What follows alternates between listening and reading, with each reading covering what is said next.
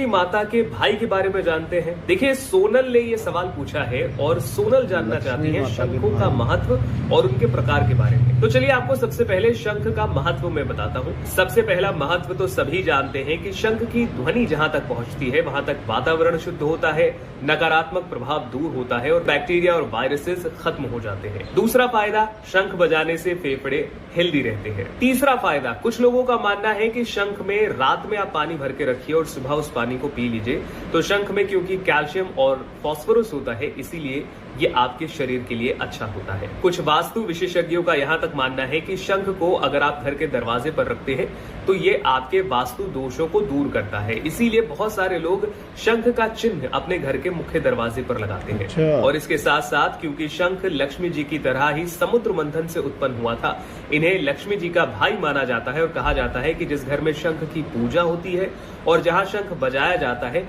वहां पर लक्ष्मी जी का निवास होता है। अच्छा। तो यह है शंख का महत्व। अब शंख कितने प्रकार के होते हैं ये मैं बताऊंगा अगली रील में, तो वो जानने के लिए फॉलो कर लीजिए। द्रोणाचार्य ने उसको पढ़ाया नहीं, उल्टा उसका अंगूठा काट लिया क्योंकि वो शूद्र था, ये झूठ है। उससे पूछो जो ऐसी बात करता है कि ये कहाँ आया है। तो सच क्या है? सच ये है कि महाभारत के वन पर्व में इस घटना का उल्लेख आता है।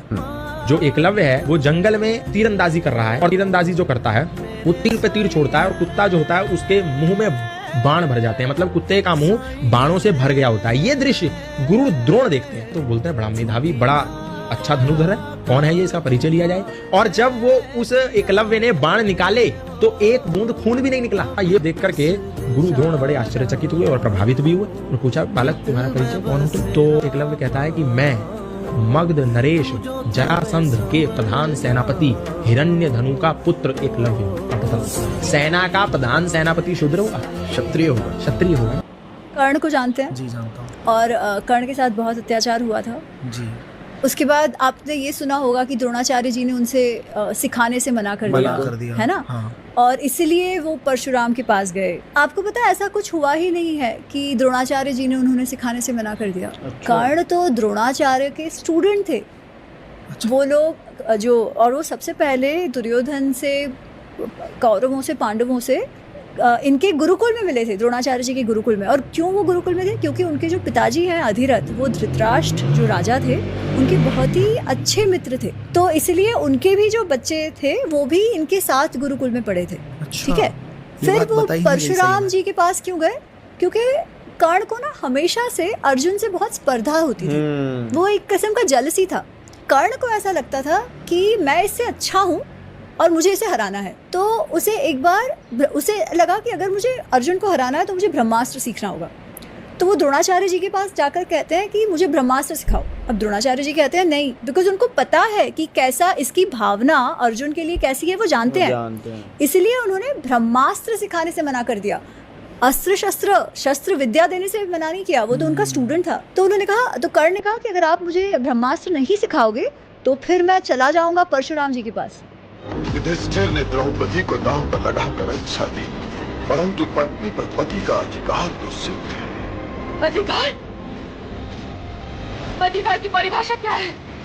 क्या भी सच नहीं है पितामह कि पत्नी के आत्मसम्मान की रक्षा करना पति का परम कर्तव्य है? ये 5 तो तुम्हारी रक्षा नहीं कर पाए, इसलिए आकर मेरे मित्र दुर्योधन की गोद में बैठ जाओ। 5 पतियों वाली तो तुम पहले ही से हो, तो छठे का हाथ पकड़ लेने में हानि क्या है? एक दिन मैं तुम्हें इस मान का दंड अवश्य दूंगा, कारण अवश्य दूंगा।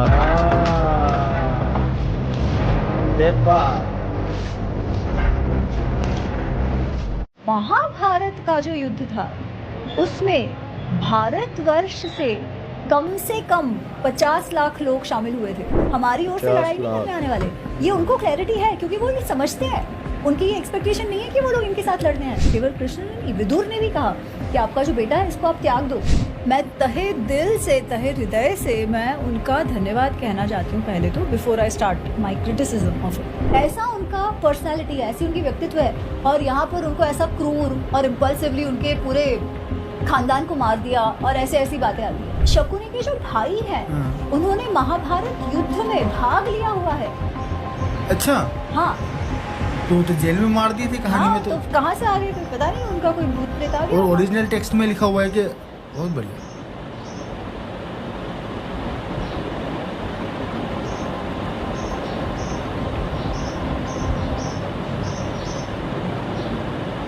महाभारत में जब द्रौपदी का चीरहरण हो रहा था तो श्री कृष्ण उनको लास्ट में बचाने क्यों आए? पहले भी तो बचाने आ सकते थे। नहीं? Good question. तेरे को पता है कुरुक्षेत्र के युद्ध के बाद द्रौपदी ने भी श्री कृष्ण से सेम ही क्वेश्चन पूछा था कि आप तो मेरे को पहले भी बचाने आ सकते थे ना, लास्ट में क्यों आए? तो श्री कृष्ण कहते हैं, द्रौपदी याद करो, जब दुशासन तुम्हें कमरे में लेने आया तब पूरी ताकत से तुम मुझसे लड़ी और जीत नहीं पाई, तो वह तुम्हें घसीटता हुआ वहाँ से लेकर गया। फिर दरबार में तुमने सभी महापुरुषों से और अपने पतियों से मदद मांगी, पर किसी की मदद ना मिलने के बाद जब तुम्हें कोई चारा नहीं सूझा तब सबसे अंत में तुमने मुझे याद किया, और जैसे ही तुमने मुझे याद किया मैं तो तभी चला आया। अब तुमने मुझे पहले याद किया होता तो मैं पहले आ जाता, समझा? ये बात सेम आजम नहीं। अच्छा, एक और क्वेश्चन, अब वो अगली वीडियो में, तब तक इस वीडियो को लाइक कर लो और इस चैनल को फॉलो कर लो। क्या आपको जामवंत जी की शक्तियों के बारे में पता है? चलिए बताते हैं।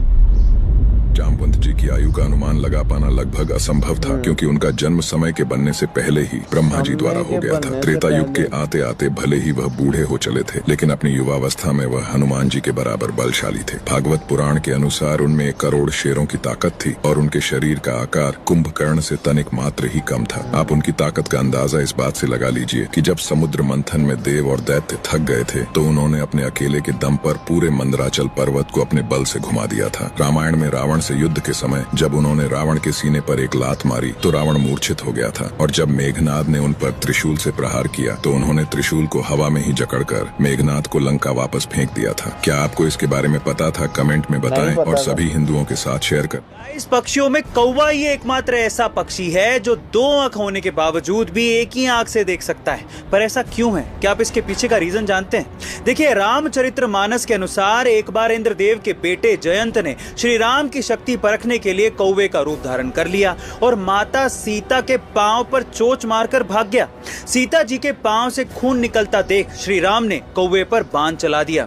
इस बाण से बचने के लिए कौवा यानी जयंत इधर उधर भागने लगा, लेकिन वो बाण उसका पीछा छोड़ ही नहीं रहा था। अंत में जब जयंत अपने पिता इंद्रदेव के पास पहुंचे तो उन्होंने जयंत को श्री राम से क्षमा मांगने के लिए कहा, और जयंत ने जब श्री राम से क्षमा मांगी तो उन्होंने जयंत को माफ तो कर दिया, लेकिन धनुष से छूटा हुआ बाण वापस नहीं लिया जा सकता, इसके बारे में भी उसको बता दिया, जिसकी वजह से जयंत को मृत्यु दंड की बजाय अपनी एक आंख गंवानी पड़ गई, और तब से सभी कौवे सिर्फ एक ही आंख से देख पाते हैं। खास बात यह है कि ऑक्सफोर्ड यूनिवर्सिटी के जियोलॉजिस्ट भी ये मानते हैं कि कौवा एक समय में एक ही आंख से देख सकता है।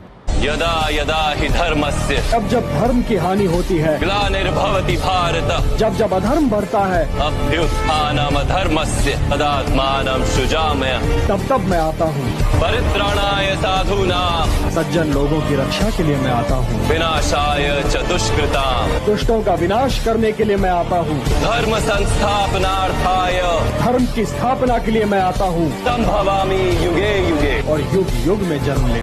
तो गाइज यहाँ ख़त्म हुई ये शॉर्ट्स, ये जो हमारे व्यूवर ने हमें सेंड की थी, बहुत ही इंफॉर्मेटिव और कमाल की शॉर्ट्स थी, और कुछ ऐसी मूवमेंट्स थी जो कि हमें दूर दूर तक नहीं पता था, जैसे जामवंत के बारे में, उनके जामवंत जी के समर्थ के की पावर और समर्थ, मतलब कि जब समय ही नहीं बना था तब से उनकी पैदाइश है मोहसिन भाई ब्रह्मा जी से, और उनका शक्ति का स्मरण बताया था क्या कि मेघनाद ने जब अपने सबसे शक्तिशाली शस्त्र का प्रयोग कर दिया, उन्होंने उसे हवा में भस्म करके मेघनाद को दोबारा भेज दिया, और उसके बाद करोड़ों शेरों की ताकत समर्थ रखते हैं वो। और उसके बाद आप ये देखो कि बहुत से फैक्टर नए जानने को मिले हमें कांतारा जी के थ्रू, जो हमें मामा शुक्नी के भाइयों से रिलेटेड फैक्ट जानने को मिला, कि जो कि हमें यही पता चला था कि मामा शुक्नी के जीवित रखने के लिए उनके सारे बाकी भाइयों का जेल के अंदर ही वध कर दिया गया था। बट ये इधर जानने को मिला कि वो भी इनके साथ युद्ध लड़े थे महाभारत। और उसके बाद आप ये देखो कि किस प्रकार अंगराज कर्ण के बारे में पता चला कि वो जो शागिर्द, जो मतलब के शिष्य थे, वो गुरु द्रोणाचार्य के थे, लेकिन जिद उन्होंने ये की थी कि ब्रह्मास्त्र सिखाया जाए मुझे। और गुरु द्रोणाचार्य को उनकी नियति का पता था कि अंगराज कर्ण किस लिए ये शस्त्र को सीखना चाहते हैं कि अपने आप को वो सिद्ध कर सकें वो सर्वश्रेष्ठ धनुषधारी हैं, इस वजह से उन्होंने सिखाने से मना कर दिया था। और वो फिर परशुराम जी की शिक्षा में चले गए। और उसके बाद जो मूवमेंट हमें लास्ट में, सेकंड लास्ट में देखने को मिली कि जब द्रौपदी जी ने कृष्णा जी से ये सवाल किया कि आप पहले भी तो मेरी सहायता करने आ सकते थे,